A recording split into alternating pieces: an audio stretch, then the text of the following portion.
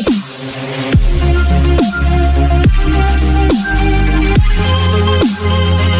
République, chef de l'État, chef du gouvernement, Son Excellence Brice Clotaire Oligui Nguema a voulu donner une place particulière à la diversification de l'économie telle qu'il a annoncé dans son projet de société.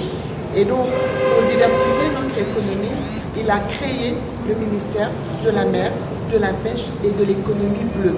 Jusqu'ici, il s'agissait uniquement de la Direction générale des pêches qui a été un temps rattachée au ministère des Eaux et Forêts, puis plus récemment au ministère de l'Agriculture et de l'Élevage, et qui aujourd'hui va faire partie du ministère de la mer, de la pêche et de l'économie bleue. Donc il s'agissait aujourd'hui de prendre attache avec cette Direction générale de la pêche et de l'aquaculture qui va donc être le socle sur lequel nous allons déployer ce ministère, parce que nous allons créer d'autres directions générales puisque le portefeuille est large, il inclut la mer, il inclut l'économie bleue, et quand on parle de mer, de pêche et d'économie bleue, puisqu'il est question de valoriser ce qu'il y a dans nos ressources halieutiques pour qu'elles puissent contribuer à l'autosuffisance alimentaire, qu'elles contribuent à faire baisser le coût du panier de la ménagère, qu'elles contribuent à créer de l'emploi. Et donc nous allons travailler à différents niveaux, au niveau de la production, mais aussi au niveau de la transformation de nos ressources halieutiques sur notre territoire pour que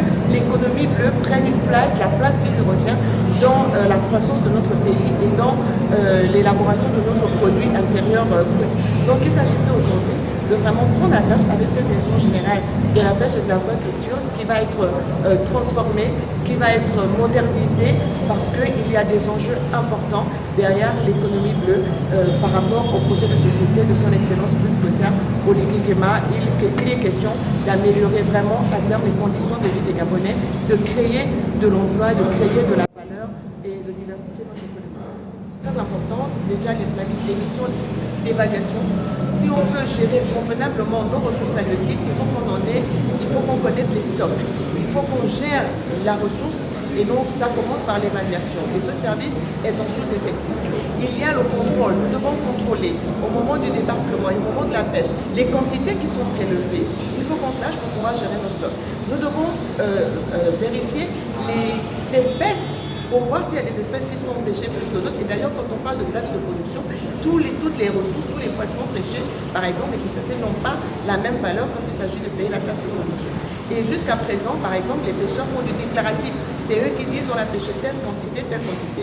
Évidemment, vu que la taxe, il paye en fonction de ces quantités, il faut que nous allions au-delà du déclaratif. Donc il faut du personnel pour aller contrôler, surveiller, vérifier à ce niveau-là si on veut mieux gérer notre ressource et faire en sorte que ces revenus-là contribuent de manière effective à l'économie du pays, au produit intérieur. Donc, il y a les effectifs, il y a également la nature du bâtiment. C'est un bâtiment qui est très très ancien, donc il faut le rafraîchir, il faut regarder, il y a des problèmes d'étanchéité, il y a des problèmes d'équipement, parce que nous partons du principe qu'il faut mettre les collaborateurs dans des conditions idoines pour qu'on puisse attendre d'elles des performances optimale.